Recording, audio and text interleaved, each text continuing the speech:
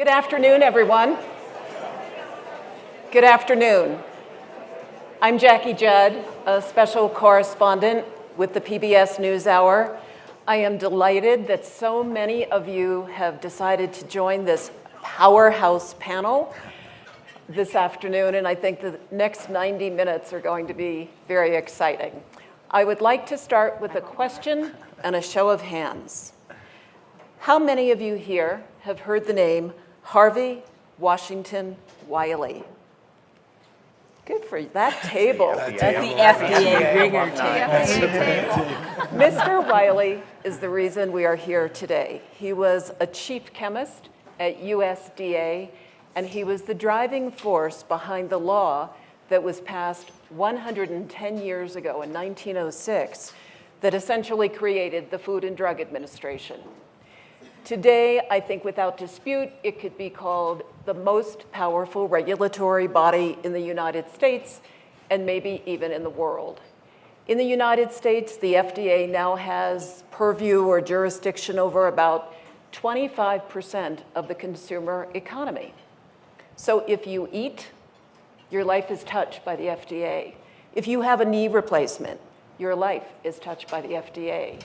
If you went through security screening at the airport that emitted radiation, your life was touched by the FDA. You get the point. It's a very powerful agency with a broad mandate. And now I would like to turn and introduce the commissioners who have run the organization for almost the last quarter century. And I believe it is a historic gathering, so I'm glad you're all here to share it with us. Frank Young at the far end, 1984 to 1989. David Kessler, 1990 to 1997. Jane Henney, 1998 to 2001. Mark McClellan, 2002 to 2004. Andy von Eschenbach, 2005 to 2009. And Margaret Hamburg, 2009 to 2015. Thank you all so very much for being here.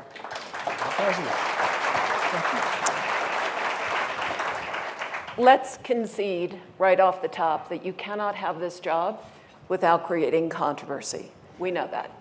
I'm going to put that aside for the next few minutes and ask each commissioner to give me 1 minute, 2 minutes at most, of how you improve the public good. What was your proudest achievement as FDA commissioner? Starting with Frank. I was very fortunate to have been recruited by Margaret Heckler and given the charge to renew the agency. Jake Barkdale did the action plan with us. He's an FDAer sitting there. And my first charge was to bring on biotechnology. I was a cloner, and I left my laboratory to do that. When we started, we had just a few things approved. We left with over 10,000 and all the international, national regulatory framework done. Also, I had the privilege of working on the crisis for AIDS, which was a life-changing event for me. We really tried to change the regulatory environment to help those who had desperately ill conditions. The treatment IND and some of the other things on accelerated pathway came out of that. But for me, it was a learning period to help serve those who are underprivileged and flying under the radar of society. David? I think each of us build on, the shoulders of those who came before. When we started, there was one drug for HIV, and it didn't work very well. It didn't. It was 1990. When we left, there was more than 15 drugs for that condition. It changed the nature of that disease so that people could at least try to live with it. We reduced the review times for drugs by about 50%. If you got sick anywhere in the world, it was best to get sick, and you wanted access to a medicine, it was best to get sick in the United States. We did accelerated approval. We did the prescription drug user fee. We did the nutrition facts panel on all foods, and we did the investigation that led to the regulation of tobacco. Jane? In keeping with David's theme of building on the past, I think as David came in to the agency, there had been a bit of a crisis around generic drugs. A special commission was formed, the Edwards Commission, and it really laid out a blueprint for the agency in terms of a change agenda. And David worked very hard on that in addition to the other, very high profile issues that he mentioned. I was very privileged to be David's Deputy Commissioner for Operations. So, having spent 9 years at the Cancer Institute, been out to academia, and then recruited to the FDA, part of the issue for me as the Deputy Commissioner was to make sure that the operations of the agency were well run. So when I came back as Commissioner, I think the thing that I tried to underscore that may not have been, it was quite apparent to me, may not have been as obvious to the general public, but the credibility of the agency really relies on trust, and trust that consumers, patients, healthcare groups, and even the industry has in the critical decision-making that the agency does, whether it's product review, whether it's a controversial product or just a ho-hum product, or whether it's an inspectional study, or whether it's an enforcement action. Having credibility in that kind of decision-making is absolutely imperative. And taking away any perception or any reality that politics has a big role to play in that decision-making is something that I felt very strongly about. So I made sure that my senior team, anyone who had either line authority or was in a position to affect policy, was really a careerist. It was something that Secretary Shalala supported me very strongly in. It wasn't a pleasant battle with the White House, but we got that done. And so I felt that what I could do was retain that trustworthiness in what the agency did every day. Thank you. Mark? And I had the benefit of building on all of these traditions. I think the most important thing about the agency is that public trust, which is a reflection of the commitment of that professional staff who work under very difficult conditions with very limited resources on an increasingly complex mission. So when I came in, the new round of challenges for the agency that was post 9/11, post the anthrax attacks, just been new legislation through Congress on bioterrorism, as well as on bipartisan legislation to take some further steps to try to improve regulatory processes, all with very limited resources. So one of the things that I remember working on with the staff was what we called notion of, in our strategic planning, of efficient risk management, which is basically say, we couldn't do everything given the limited resources that we had, but we had a lot of good thinking and expertise about the most efficient ways to get the most bang for the buck with the regulatory resources that we did have. So that led to building on Jane's comments, some new steps to make generic drugs more widely available, which have been absolutely critical in driving down drug costs in the United States and some of the lowest drug costs for generics around the world. New steps on regulatory pathways, including integrating our biologics center more with our drug center for review processes, and in a notion in the review processes too that it's not just about the review time, important as it has been to have markers in the user fee acts to get those times down, but really about the overall development process. What's the cost, what's the uncertainty? And this is not FDA's problem to solve by itself, but again, this is a place that has more expertise, more knowledge of what it takes to turn a good idea into a safe, effective, and reliable product for the public. There's a lot that the agency could offer in terms of reducing the number of so-called repeat cycles. We're going to get to that, helping Mark. with development time. So, thank you. That's my signal to stop. Thank there. you, Andy. Well, there's an evolutionary theme, and when I got there, we were in the midst of getting ready to celebrate our 100th birthday in 2006. And the FDA was the world's gold standard, and it still is, but the world had grown up around us. And one of the increasing challenges the agency was facing was the challenge of globalization. And we as a culture, we want to eat watermelon 365 days a year, and it doesn't grow here 365 days a year. So it's coming from somewhere else in the world. Most of our active pharmaceutical ingredients and excipients were coming from China. And so the FDA had to become a global agency as well as a US agency. And so we initiated FDA Beyond Our Borders. And the first step was I actually invited all the heads of mature regulatory agencies around the world to come to Washington and celebrate our birthday. And 26 of them came. And that started what has become now each year the CEO Summit, in which the heads of the regulatory agencies can really think and talk strategically about the challenges emerging from molecular medicine, for example. The other thing we had to do was we had to get beyond our borders by actually physically being present where the action was.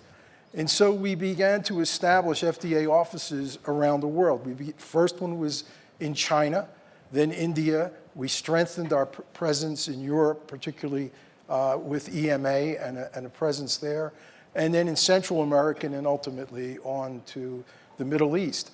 And the point of that was not simply so we would be close to the action for things like inspection and awareness of emerging threats, but to really work collaboratively with those regulatory agencies. The ones that were developing, like in China and in India, we could partner in a way to share best practices and expertise. The ones that were quite mature, we could get to be a much more dynamic opportunity for information sharing. And so globalization and taking the agency globally was one of the challenges that my part, or time at the agency, addressed. Thank you. Peggy?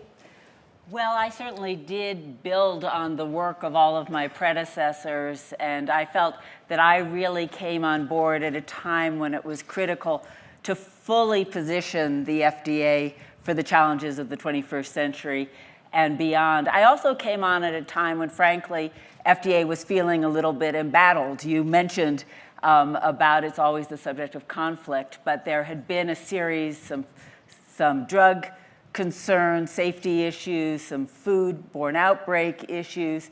There was a little bit of a feeling at the FDA of circling the wagons to avoid the slings and arrows being shot at them from Congress and the media.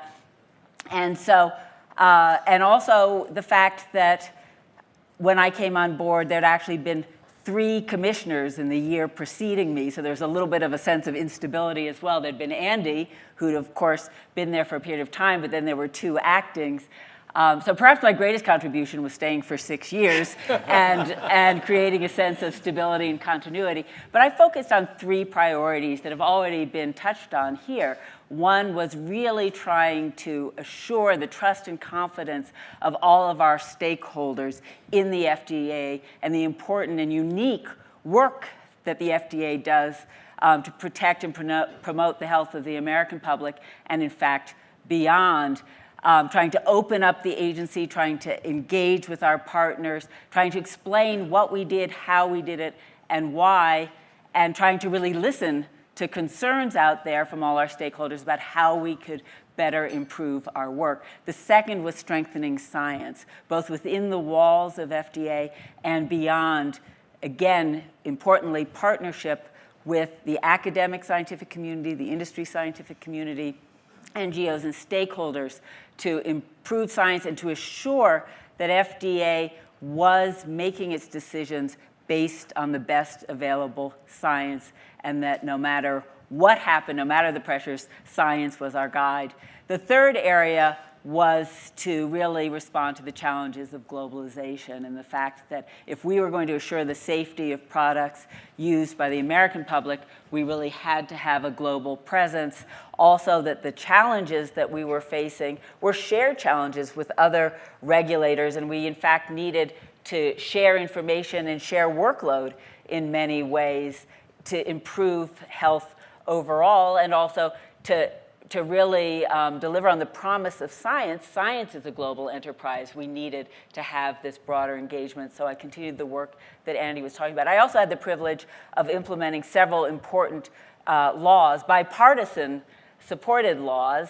One was the work started by David Kessler that gave FDA the historic authority to regulate tobacco. And the other was Food Safety Modernization Act, led by Mike Taylor, who's in the audience. But this really also was historic. After more than 60 years, it was the first major legislation transforming our food safety system from one that was reactive after a problem was entrenched to one that focused on prevention and one that also recognized the global food supply. Thank you. I feel like we've just heard a pretty thorough history of social health, medical science of the past 25 years, so thank you all. I would now, the Aspen Ideas Festival likes big ideas, as we know, so I would like to propose a big idea, a proposition. The Food and Drug Administration should become an independent agency instead of being housed in Health and Human Services, modeled on the Fed, the SEC. It should become an independent agency. Who would support that? Show of hands.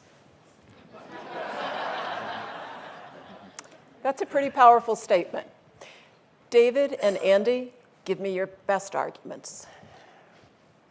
David, you want to go first, or I'll start? Well, I think, first of all, the agency should be, in my opinion, what I describe as cabinet level. It's not a cabinet position, but it has cabinet level presence, much like the EPA. And there are other agencies that are not cabinet heads, but they are part of the cabinet. And the critically important part of that is because almost everything we do as an agency is interfacing or interacting with every other one of those entities. So the decision-making going on at FDA affects trade, it affects commerce, it affects defense, it affects our relationships at state, it affects agriculture. And so you really need to have that ability to interact at that level. The second part of the issue is the FDA is trapped in a structural problem. The structural problem is that it's part of Health and Human Services, and yet it is overseen by agriculture. So we get our budget from agriculture, but we function within the Department of Health and Human Services. So for a quick example, and I'll let others expand on it, when I had a significant challenge in IT, and we needed to immediately make some major changes at our field and our ports to be able to track imports, I couldn't get funding redeployed from the Secretary of Health and Human Services because if I was at NIH or NCI, I could have gotten it, but not at FDA because it was agriculture. And it would have to go all the way back through Congress to get reappropriated to be able to be used by FDA. So there are structural and functional problems with the way FDA fits in the government structure, but there's also great opportunity, I think, in terms of how it could function even better. David? We've studied the agency, 30, 40 years, it's really students of the agency. This is a very big question and pretty remarkable that the six of us raised our hands. I think certainly over the last decade, watching the agency from afar, the micromanagement from on top is probably gotten to the point where an independent agency is necessary. If you look at the major rules over the last number of years that have gotten out, they got out because someone sued the agency to get them out. That's no way a government should work. Look, this is not an issue about any of our bosses or, the presidents of the United States that have been our bosses. But when you really count, there are 150 people between us, the commissioner, and that president, and they all think they're your boss. And that's the problem. There has just been the amount of micromanagement of the agency has gotten to the point where it needs to be addressed. A president needs to be able to trust their secretary and trust their agency heads to do the job. And that trust has not been there. Peggy, you, more than anyone else on stage, most recently had a very public example of what David was getting at in 2011 with Plan B. Can you share what happened? Well, this, as some of you may not know, was an episode that involved a drug that's used as a morning after contraceptive. It had been the subject of some controversy over a period of many years, but there was an effort to make the drug available over the counter. The company had done all the studies that had been requested by the FDA and presented the data. It went through review at the FDA, and the strong recommendation of the FDA scientists was to recommend approval for over-the-counter use for females of childbearing age. However, the recommendation of the FDA was, in fact, overruled by the secretary, and the decision was made not to approve the drug. At the time, many people said, you know, this is outrageous. How can the secretary step in? In fact, the secretary does have the authority. The secretary has, in law, the authority to make the decisions, but delegates to the FDA. But this was a first. I do think that it was unprecedented. The students of FDA's full history can correct me if I'm wrong. And it was very disturbing. Mm-hmm. It was, I think, of concern with respect to this particular product, but also the precedent that it could set for the future. Some people suggested to me that I should resign in protest.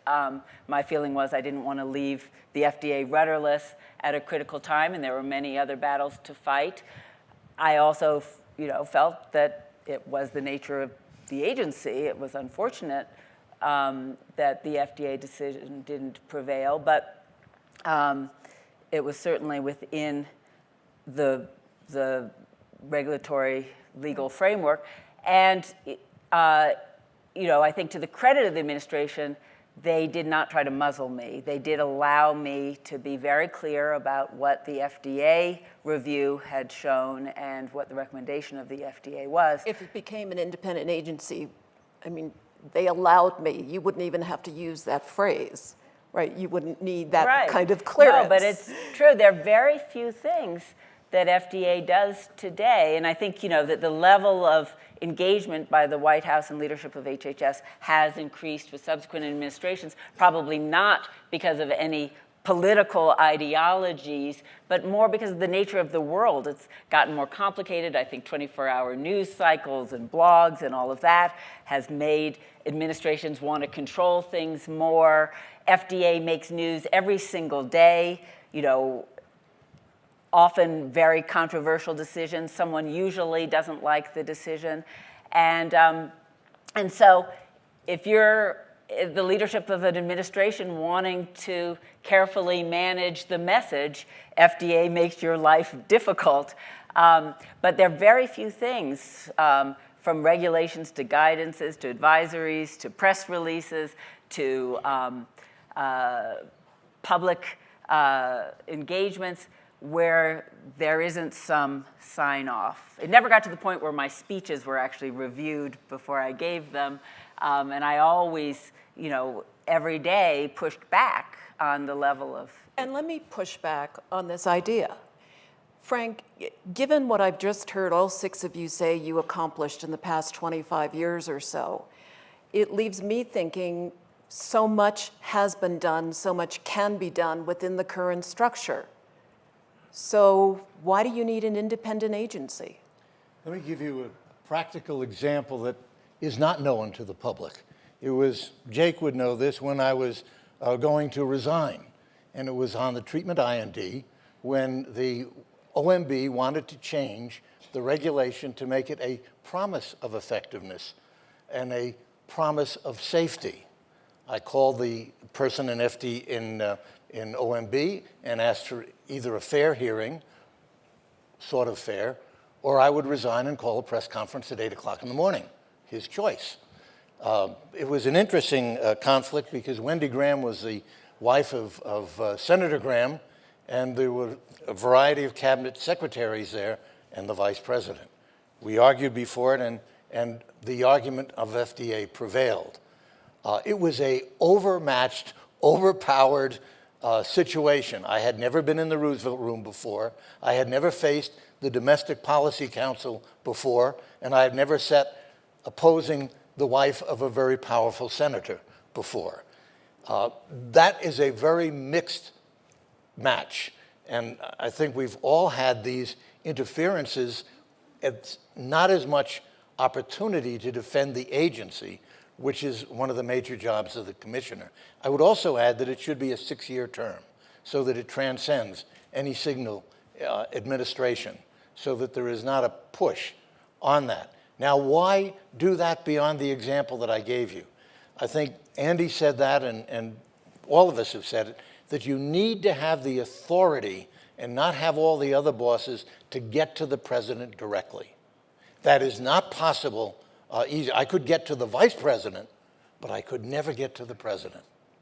And that sort of a barrier prevents a lot of policy that FDA is faced with from going forward. And it's particularly hostile in regards to being in the Department of Agriculture, because you've got them defending it.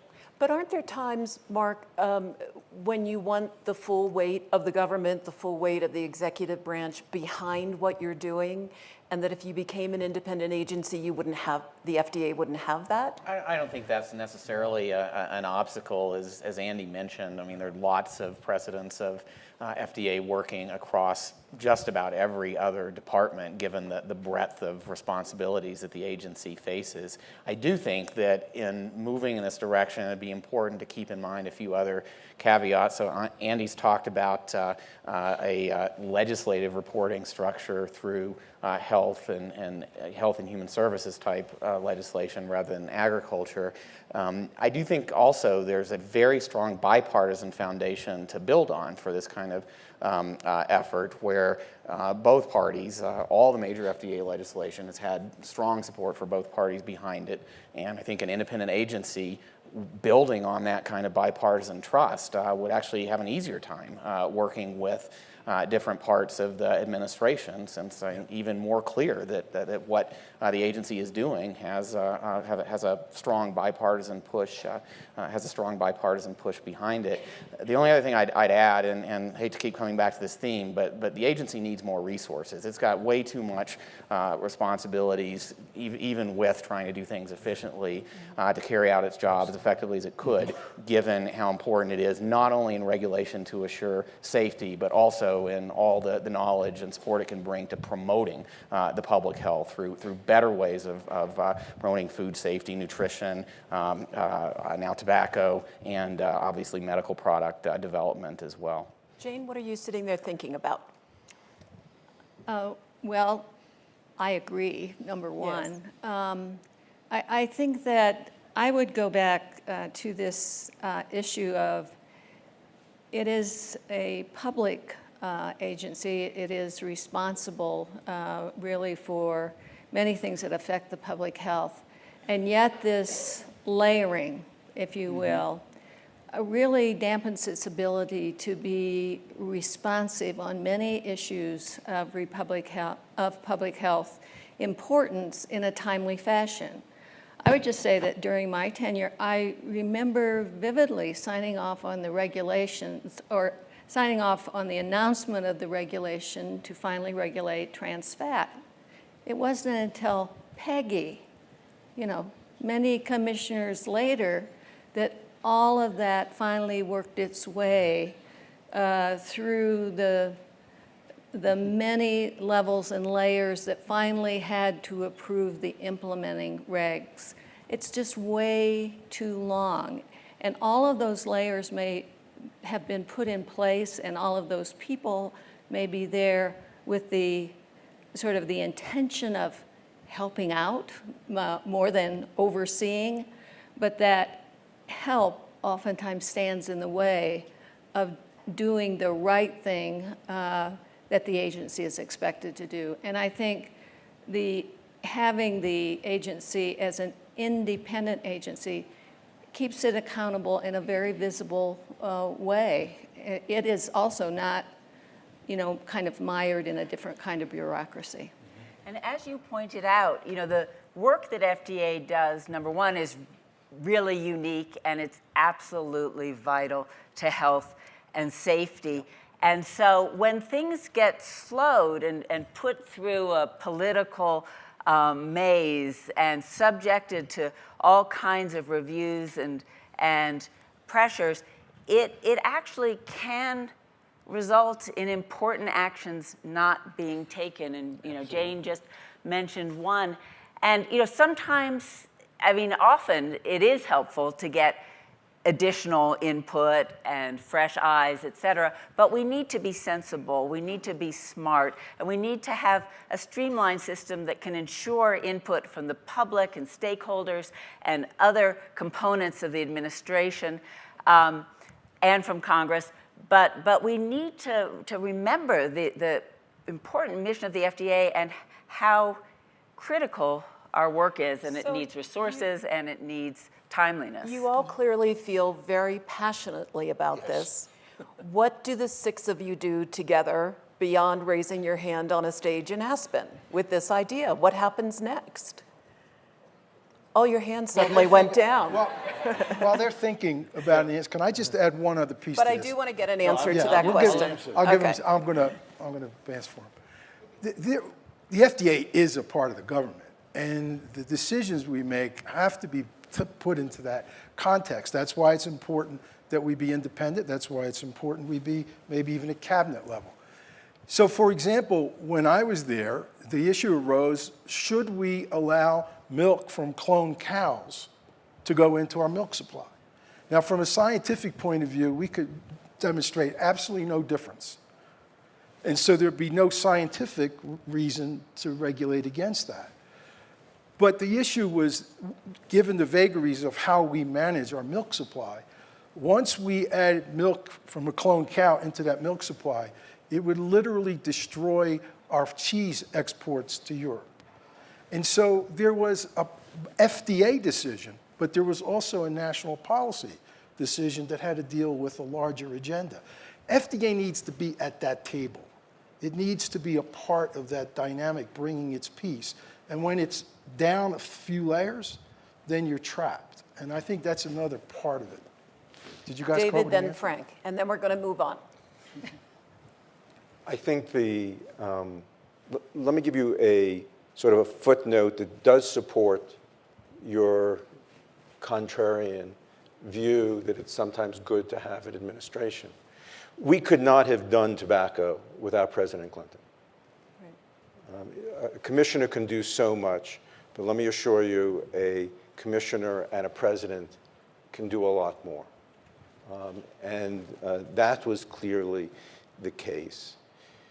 Look, there are many different ways to do, quote, an independent agency. There's issues of budget, there's issues of rulemaking, there's issues of appropriations, there's issues of sign-offs. An incoming president has the opportunity, to look at how they manage their agencies and get to put their stamp on that. It's a question of whether you can, in essence, hire the people you trust and allow them to do their job, or are you going to become very risk averse, want total control, which you can understand, right? But that's what, certainly as years have passed, that control, Absolutely. probably less in your time. Much less, yes. Right? We had our battles, but we won most of them, right? But Although, didn't you say the White House thought you were an independent agency? He didn't disabuse him of the notion. So I will tell you the story. I'm one of those few moments when you're in the West Wing, when you're a commissioner, and the great lawyer Lloyd Cutler, who was the president's White House counsel at the time. I was standing at the elevator and saw me, and he said, you know, Kessler, I'm getting all these calls about you, and they want me to rein you in. And I just told them that you're an independent agency. And this was Lloyd Cutler, right? And I was going to do nothing to disabuse him. You could have changed history right then. Frank, an answer to the question of what happens with all this consensus on stage. Andy and I talked a little bit about this, and we haven't talked to the others, but this is a historic moment to get us all together. One of the things that Andy and I talked about is maybe we could, by teleconference or whatever means that would be necessary, to get together and make a white paper on what we strongly agree on, and bring that together and present it so that we would be able to give it to the commissioner now, Commissioner Callick, and be able to guide in some sense what the direction might be. It needs to go way beyond him, but I think the weight of 6 commissioners together, if we can agree on things together as we have on one major issue, could do a very good job in preparing for the next administration. Jane, final word on this subject. Well, I think that this is the first time that all of us have been together. There was a meeting several years ago when, you know, some of us got together for a similar kind of session, but the first that this contingent has gotten together. I really do think that this is kind of a prime opportunity. In November, at some moment, we are going to have a new administration. No one knows exactly who that is going to be, and they're going to have to make some critical decisions about their expectations for running their administration. It is at that moment that you make a number of fundamental decisions about where you're going to place your battles, how you're going to reorganize, how you're going to be best prepared to make the executive side of the government work and work well. So I think it's interesting that we're meeting this summer. This fall we'll have a new administration that would be able to implement, or at least take the steps needed to implement something like this. I don't think it's lost on any of us that we've got a uniform message here. I know Rob Califf very well, but this is not his message to take.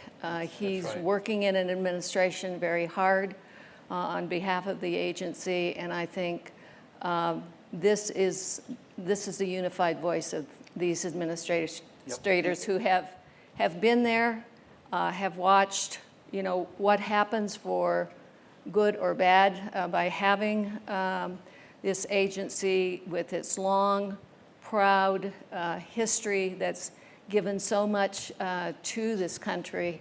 But I think that there are some pivotal things that it could make it even more effective, and this is one of them. The timing is really good because there will be some major FDA legislation in 2017. That's when all the user fees are up. There's also a bipartisan effort in Congress now that I think feeds into some of the issues we've discussed here, like having an agency that really is predictable, that's setting clear sights for on promoting the public health. So I think this is a good time for some of those next steps that Frank was describing. And also, we represent both parties there's not a single 6 of us that are in one party, so that it's not a partisan effort, it's a bipartisan effort to really try to see what are the best recommendations for the book that will be given to the president, and hopefully get something in there that will give a guideline for how to do just what Jane was talking about. As the realist here, I think clearly this will not happen overnight. It would be stunning to me if the next administration stepped in and undertook this as a first initiative, an early initiative. But I think what's critical is to start this conversation, to really lay out what the set of issues are and start to make sure that decisions that are probably more likely to be made through both legislation and at the executive branch level, really start to address and lay a foundation for the hope that this And we could covered happen. 32 years. Between all of us, we're 32 years of FDA history, which And, is and not a this, is short now, time. this is now something that But I many think- people in this room will be following up to see what the 6 of you do, but it's been a fascinating conversation.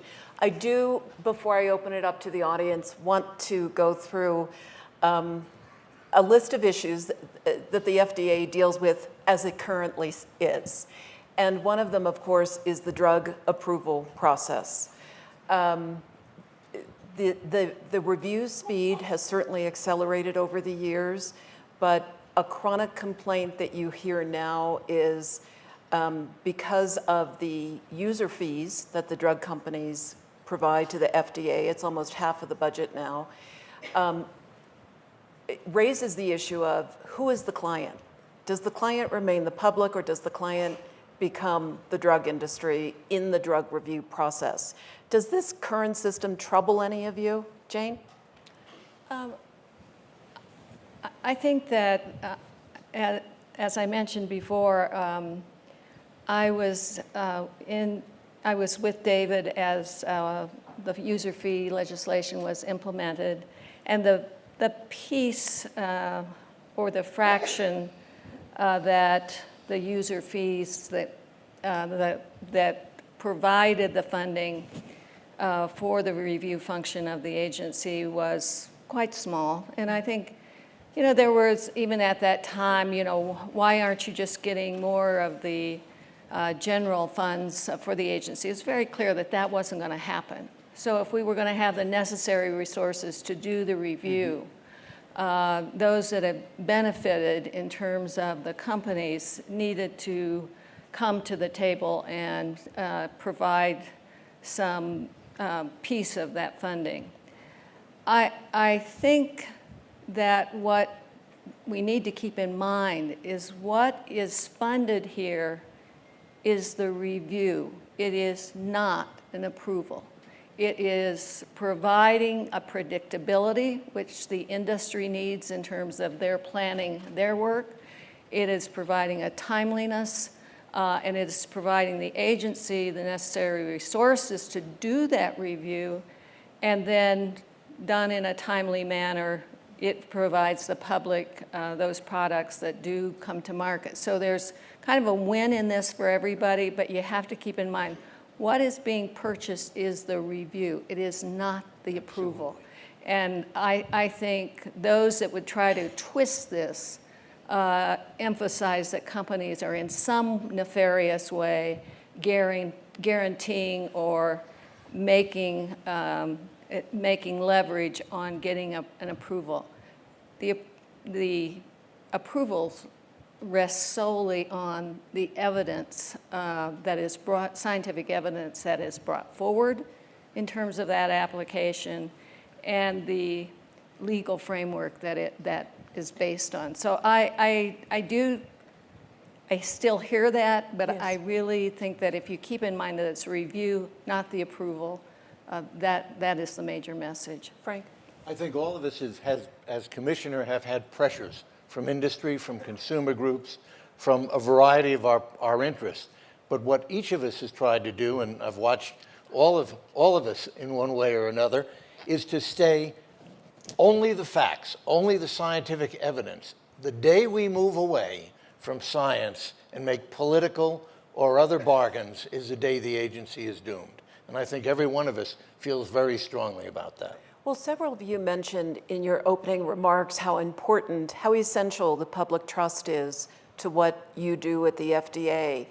The most recent public opinion survey I saw was from Gallup. It was about three years ago, I think, and less than 50% of those surveyed viewed the FDA either in a way that was excellent or good. That's not so great. No. What's the problem? Is it that the FDA is being colored with the distaste so much of the electorate views Washington with at the moment, or is there something more specific going on here? Mark? Well, I think that there is behind that, as those surveys have gone up and down, behind that is a very strong level of trust in the regulatory processes in the United States. And that's reflected in the widespread use of FDA products. It's reflected in the FDA being a gold standard for the world for many approaches to regulation. I do think it also, though, reflects some of the limitations of the resources available to the agency. There are lots of things that you could beat up the agency about where there's a regulatory requirement that because of limited resources or other reasons, the FDA can't do a perfect job of enforcing. And one of the important things about these next steps forward for the agency that we've been discussing is to help FDA get more firmly established as the continuing that level of trust that's been so important in its history. It is mixed up probably in some of the distrust of government and regulation, and as I think all of us have said, you get it from both sides when you're commissioner. I mean, the best thing about being commissioner is you can get up every morning and go do what you think is right, because no matter what you do, you're going to be criticized. And I think that's the controversies here may also just reflect that the FDA is going to be in the news, and there is going to be controversy associated with just about everything that it does. And that's not a reason to back down from this. I think it's a reason to support the agency even more. Andy. When you're in that seat, one of the things you begin to realize is that when you say the public, you're really talking about a very heterogeneous population, but it essentially breaks up into two halves. The public's made up of consumers and patients. And patient advocates and consumers have a much different kind of interaction and relationship with the agency. Consumers expect the agency to adhere to 0 defects. And so they're very unhappy and concerned always that we're approving things too fast, we're allowing too much risk. Patients and patient advocacy groups want more, they want it sooner, they want it faster, and you can see the right to try laws. And so whichever day you're in, you're making somebody unhappy. So public perception is really perception by 2 completely different aspects of what we call the public. But at the end of the day, I really do think trust is higher than that poll reflects. And in fact, the poll that I remember, the Gallup poll a few years ago, actually showed that in the 5-year period since it had done before, the FDA had increased more than any other agency in terms of public trust. But maybe that was because it was what I wanted to see in the poll. But when I have gone around and listened to various stakeholder groups, they have lots of complaints, and nobody hesitates to tell you the complaints. But at the end of the day, even when I went to talk to some newly elected members of the Tea Party that I expected to be very anti-FDA, anti-government, anti-regulation, I would get the comment that, we wish you were more efficient, we wish you were smaller, but I have thyroid disease, and if those drugs don't work, I can't work. So I understand what you do. But we have to every day recommit ourselves to earning that trust. And that comes back to sort of the core message, I think, which is that FDA is a very unique agency. We're a science-based, data-driven regulatory agency with a public health mission. And the thing that both makes our job hard and makes it easy is that our job as commissioner is to look at the best available science, to have the best scientists helping us review it, and then make a decision based on what the science tells us. Now, we don't always have all the information that we need, and that's a huge challenge. And we always wish that we knew more, but I think it's that commitment to the science and earning the trust of the public every day that is at the core of what we do. If I could add, Peggy and I sat in a wonderful seminar last night on gene editing, and we both opined to each other, how are we going to regulate this? And one of the things that we talked about is the need for FDA to either have some sort of grant mechanism or a way to bring in scientists for short periods of time, because the scientists of you in the room are moving at warp speed, and it's very hard for us unless we have other mechanisms. In the way that NIH provides grants?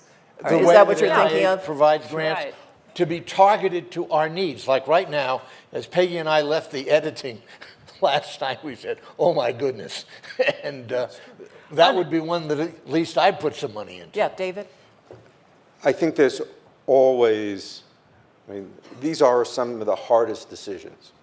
You could sit there as a journalist and may have in the past and said, why haven't you gotten that drug out there quicker?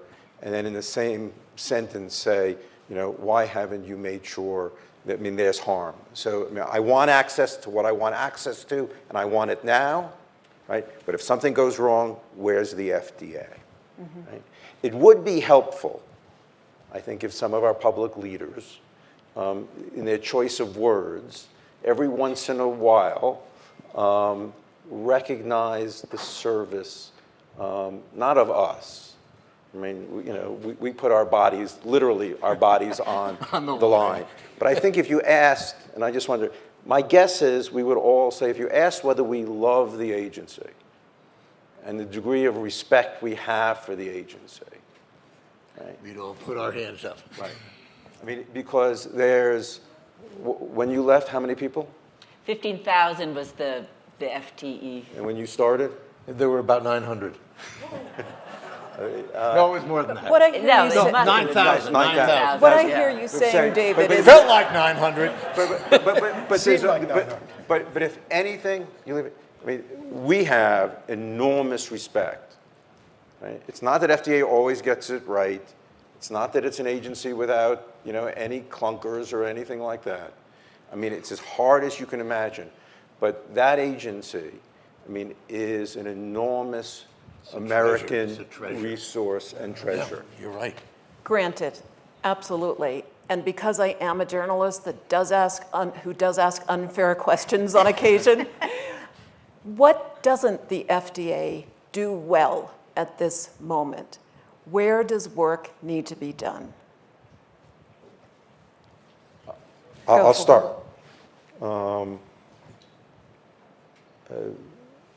Food safety, an enormous job that Mike and Peggy and the center has done, but to really bring the enforcement in a global food supply, we're kidding ourselves if we think we have the resources. But that's not the agency, that's the resources from Congress. But it's the agency's job, and you ask where are their deficiencies?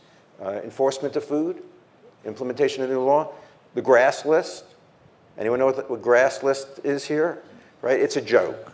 Okay, that's the way food generally recognized as safe. Right, and who decides whether something's generally recognized I as safe? think that just became my favorite new acronym. Before it was PDUFA, the prescription drug user fee. But the GRAS list, the industry gets to decide whether something is GRAS in many instances. Yep. The 510K process in devices, maybe should have been useful. It was enacted in 1978. We implemented it in my administration, yeah. Right, but 4 decades later, to use that as the framework for 98% of medical devices, that's broken.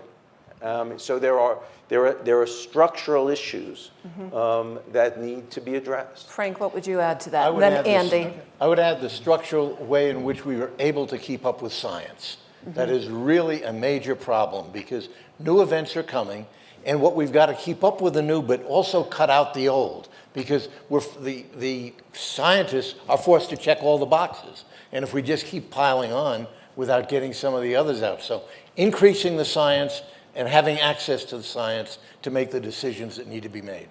Andy, and then Peggy, Jane, and then Mark. Jane made the point that review is not approval. The approval of a drug is a very complex process, but it is a process, and it has a number of steps along that process.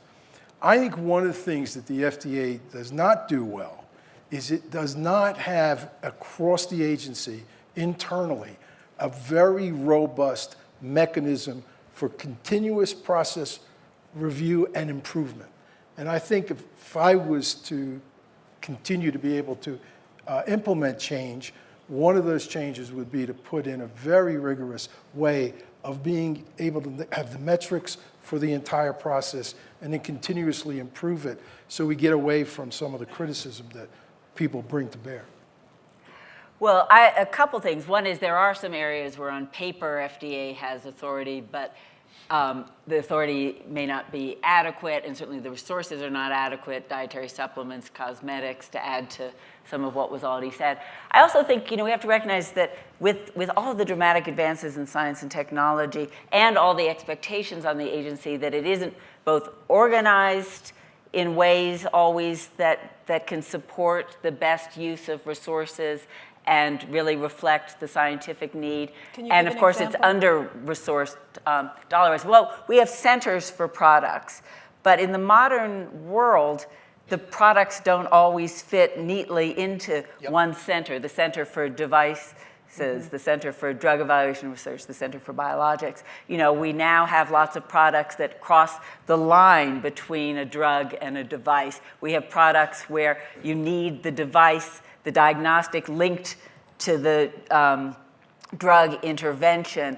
We need to find ways to break down some of the silos that have developed and begin to really integrate in ways that reflect the actual science and technology that underlies the products that are coming before us. And actually, one of the reasons why the new commissioner of the FDA, Dr. Rob Califf, is at the FDA is because I recruited him as a deputy commissioner for medical products as a first step in trying to bring greater integration to those centers and getting them to work better together. So that's critical. One of the other things that we have learned very clearly over the years is that we can really speed both the research and development of a product and the review if there's early and ongoing communication and collaboration of the FDA with the scientific community and with the product developers so that the right studies get done as efficiently as possible so that there can be real attention to what are the critical questions to be asked and answered in the process. And FDA is not staffed to do that. The same people that are expected to be involved in these meetings and providing guidance are, doing the reviews. They're also doing advisory committees. They're also going out on the circuit to do meetings with stakeholders. And you can't ask people to stretch themselves but so thin. So I think we really need to pay attention to what are the models organizationally and from a human resource point of view to really make the FDA work smoothly and to really take advantage of the opportunities that science and technology offer. Yeah, so two points. One, building on Peggy's point about the science of developing products. So the problem in new products is not so much review times. That's only a small part of the total and a small part of the cost. It's really the process itself. And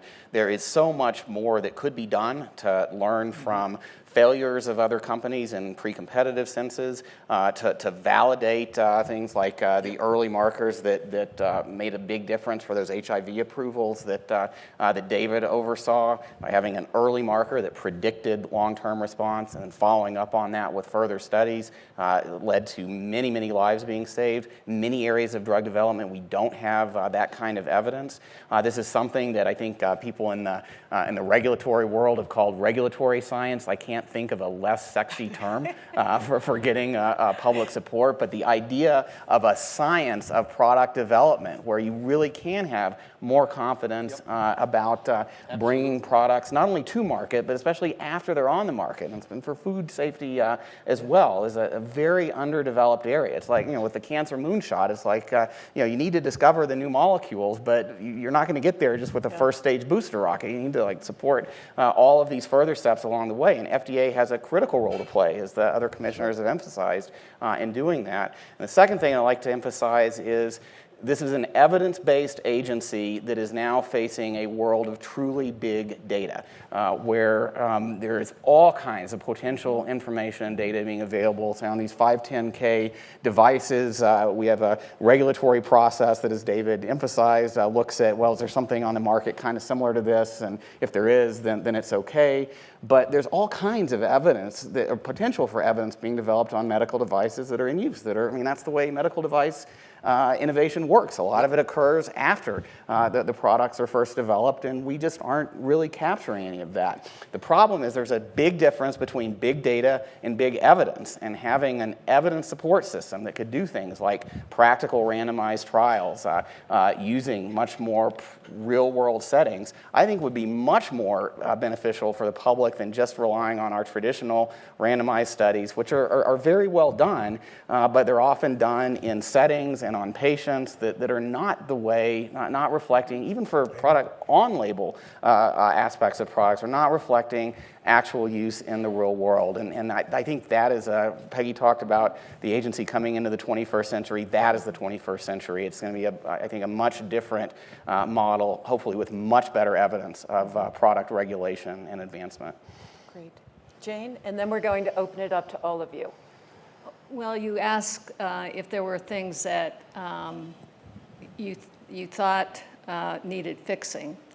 And this is probably not the most sexy one, and it's one that has been a chronic issue. And that is the whole issue of food safety. Yeah. And the solution oftentimes gets batted around to have a single food agency, and somehow that will magically, organize the country's efforts in food safety. I think we in the FDA had regulatory responsibility for about 80% of the food supply. There's a critical 20% or nearly 20% that resides over in the Department of Agriculture.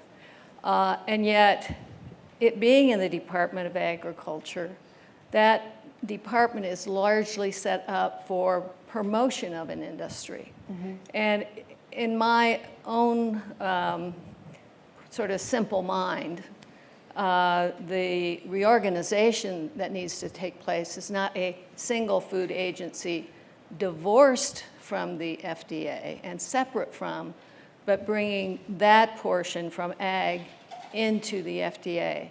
And it's not a power grab. It's the whole notion that food and drugs, what's going on in the human biome, what foods, really do have contributions towards promoting health, interactions with drugs. There's a natural home for it there, and it would bring all of food safety and in a regulatory body that is also science-based and not in a department that really largely exists to promote an agricultural industry, which is fine. I strongly agree with what you're saying. It's a great, great suggestion. Okay, we are going to turn this over to all of you now. We have 3 microphones. We haven't answered all the questions. There is a lot we haven't talked about, so I hope some of your questions touch on issues like e-cigarettes, dietary supplements, right to try laws, etc. Or maybe we should just stay and have dinner here tonight. Okay, we're going to go over there, and then a hand in the middle there, and then over here. Is there a question over on this side? The lady in denim will be third. Okay, over here. Hi. And wait, let us know who you are and who you would like to have answer the question. Okay, hi everyone. My name is Isra Ahmad. I'm here with the Truth Initiative. So my question is kind of for the whole panel, I guess. I cannot have 6 people answer every question. Or just, okay, whoever has the answer. So my question for you all is that in the 90s and early 2000s, tobacco was one of the primary goals of the FDA in terms of regulation and in terms of youth prevention. So how can we youth get that issue back to the forefront, and what do we youth need to do in order for the FDA to recognize this issue? I would say David needs to answer that question. Well, And Jane. Peggy. Let's start with David. I think tobacco is very high on the agency's list. I mean, Mitch Zeller and that whole team is working very, very, very hard. Again, I think the administration should let Mitch do his job. I think that's very important. That's first. I think the public health community needs to do some soul searching on this whole e-cigarette issue, because it's split, and there's some hard issues. It's how we look at cigarettes and e-cigarettes. We still haven't come together as a country to do that. I mean, there is, you want to talk about a big idea? Right? I mean, there's an ability to phase out cigarettes and potentially just have e-cigarettes. Yep. But we're not smart enough to know whether e-cigarettes are safe enough at this point, right? And we need to get that data, right? So we need the science to do that. But make no mistake, it's still as big a public health problem as it was in the 1990s. Yeah, I mean, smoking does remain the leading cause of preventable death in this country and around the world. And FDA has made it a huge priority, and after the law was passed in 2009, stood up a whole new center for tobacco products, the first new center in decades, and very quickly it grew, implementing a whole set of rules and regulations, enforcement activities, including preventing the sale of tobacco products to youth. Also launched a series of efforts to advance the scientific understanding of tobaccos, both the nature of tobacco products and also a lot of issues around their use, and both funding academic centers and NIH and CDC. There's just a huge amount going on, which is going to have, I think, dramatic benefits for our ability as an agency, FDA's ability as an agency to regulate tobacco products, but also to inform activities across the globe. FDA also launched a series, I think you were asking about youth issues. FDA has also launched a series of public education campaigns targeting youth. So it disturbs me a bit that you probably don't know about them, but we worked with various stakeholder groups and experts trying to create campaigns that would resonate and be disseminated in the types of media that young people actually pay attention to. And those efforts will continue as well. So there's an enormous amount going on and a lot more to be done. A question in the middle. I'm Kurt Malkoff. I'm a PhD clinical psychologist. And I'll take your lead about asking about vitamins and supplements. It's a $35 billion a year company, something like that, or business. With that said, not so concerned that those supplements don't really hurt anybody medically, and they probably do. I'm more concerned with the lack of regulation where a legitimate medical patient is taking those supplements when they could be taking real medicine. What's that cost? I don't think anybody's ever estimated it. And the actual question is, will the FDA ever regulate this industry? Okay. We tried. And we have some authority, is that fair? Yeah. But the difference is we have to chase after any bad actor. So it could go on the market, and you would then have to prove that the product was unsafe. And you have to go into court, and the burden is on FDA. Closer to the food standard than the way the law currently exists, companies are required to report severe adverse side effects to the FDA. But it's very hard to even know what's going on because there isn't an opportunity to really track experience. There's also, of course, concern about where are these products coming from and what's in them. FDA does have some authority around manufacturing, but again, limited resources make it hard for FDA to even fully take advantage of the authorities that they have. And there's certainly in the modern world a lot more reasons to think about the role these kinds of products play in American life and health and safety, and what should be the role of the FDA. So I hope it will be an issue that people will continue to talk about and think about. and how best to address it. When there's a problem, FDA does take action, and usually it's when there is a contaminant, which is sometimes a contaminant or sometimes is the presence of another drug that shouldn't be in the product. And then the FDA can take action. Yeah, just to state the obvious, because I think it's important, we can only do what Congress allows us and permits us, directs us to do.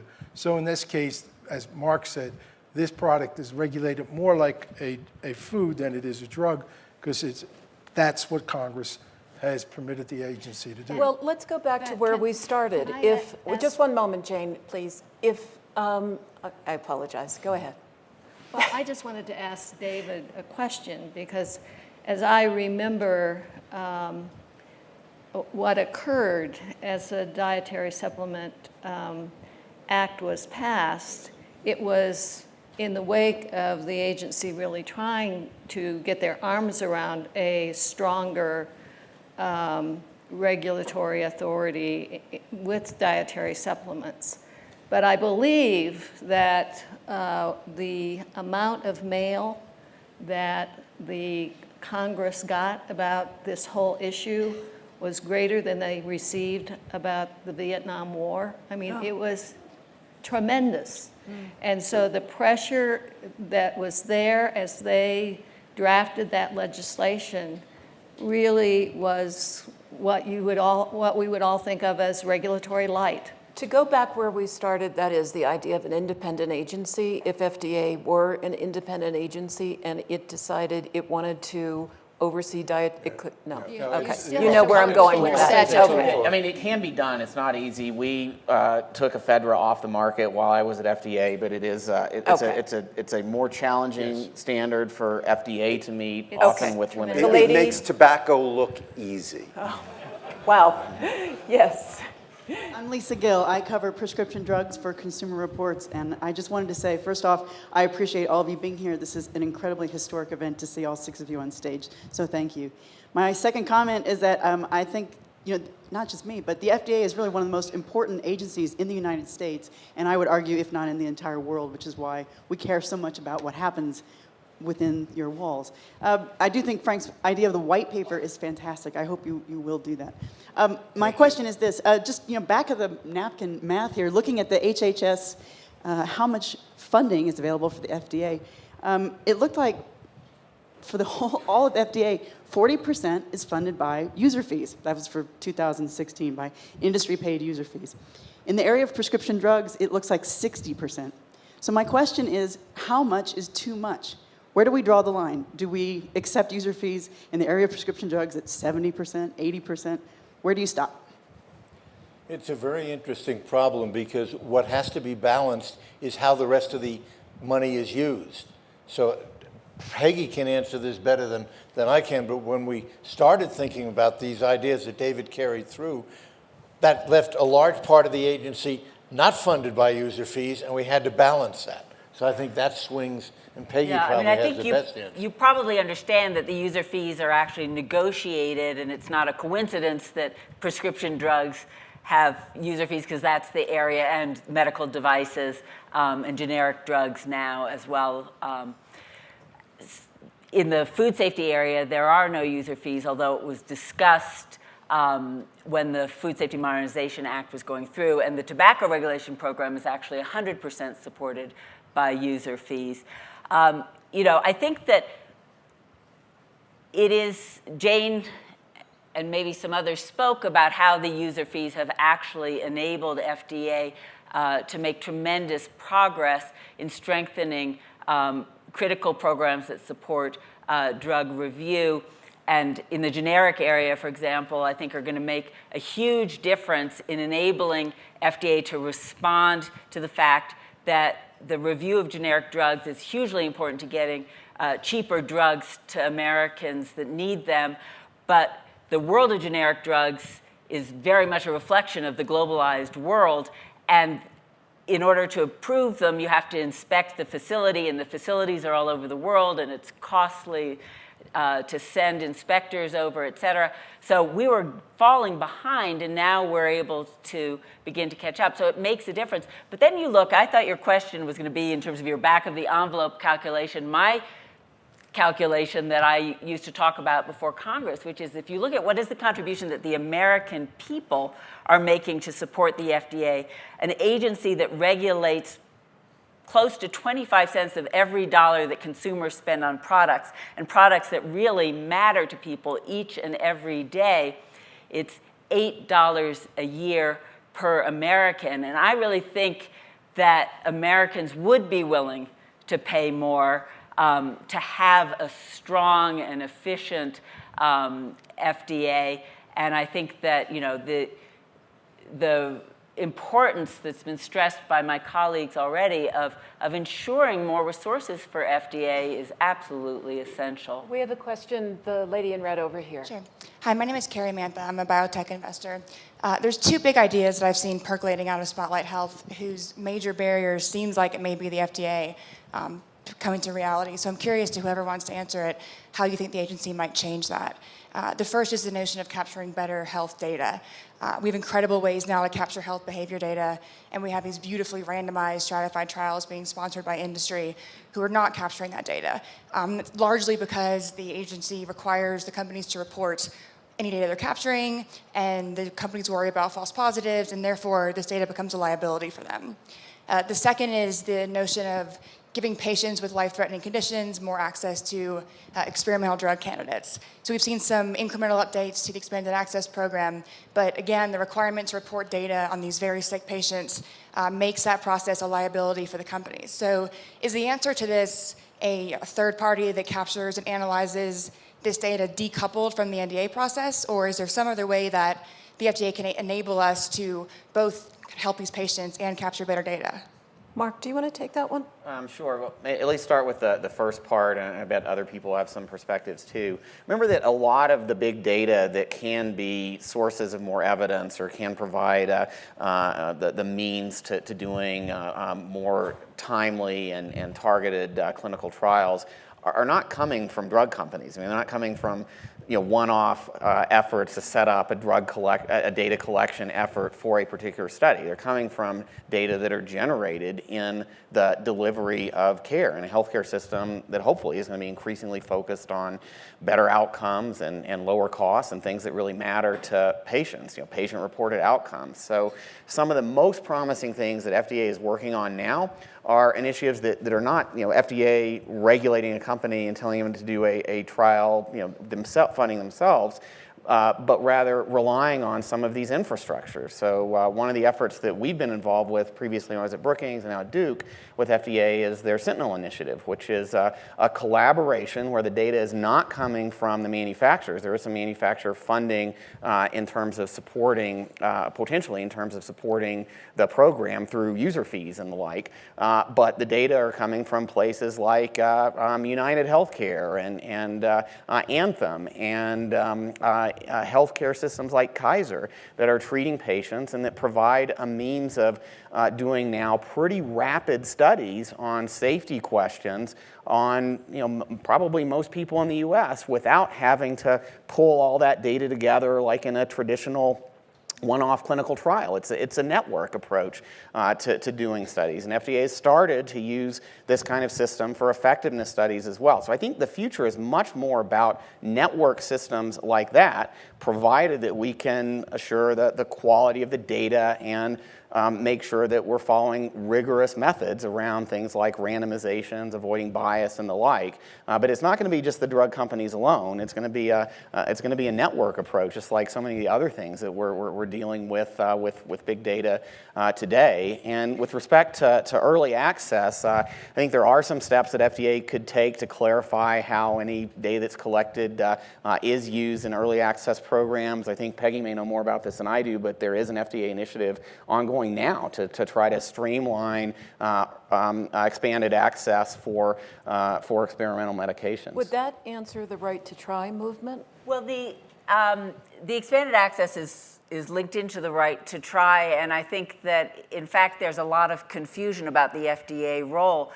The FDA is actually very supportive of expanded access to as yet unapproved drugs for individuals who have no other options and, you know, are in many cases desperately seeking access. It's something that needs to be done with the physician requesting expanded access. FDA has to approve, but the company is the one that makes the decision to make the data available. FDA recently did review the forms necessary for this process and tried to streamline them to make them as clear and also, you know, make it less time-consuming for a physician to fill it out.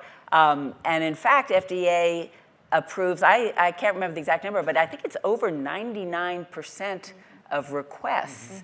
The right to try laws that I know about, and they're different in different states, but, you know, seem to think that FDA is saying no. Right. But I think that, you know, it's an important arena. We certainly saw in the early days of HIV/AIDS how important it was, and it's been evolving over time. But there is some concern you mentioned about, you know, companies not wanting to grant expanded access because they're afraid that if there are complications, it will work against the drug. I think, you know, again, transparency and discussion about what's the reality is important because FDA is not trying to stand in the way of the process. And I think that, you know, it's sort of been a little bit of a distraction from what is really needed to get those drugs to people. There's another route that has been used, and that is when the company is contacted, it's possible to open and include a person who has a need for a particular drug in a clinical trial, and I know where that has been done on a number of occasions. I would like to end this with a question looking towards the future. Full disclosure, Andy planted this idea in the way that... And he didn't tell us. Yeah, I didn't. He didn't. We were conspiring. In the way that an outgoing president leaves a note for the incoming president, I want you each to leave a verbal note for the current FDA commissioner. And the beginning of the note says, the most important thing you can do is. And instead of going in this direction, Peggy, we're going to start with you. I think I said to him, develop a thick skin and keep smiling.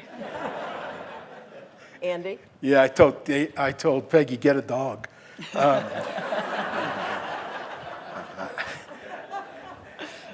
Yeah, I think what I was thinking about when I posed the question was that the most important thing, I think in retrospect, that I would offer to Rob is to drive critical thinking.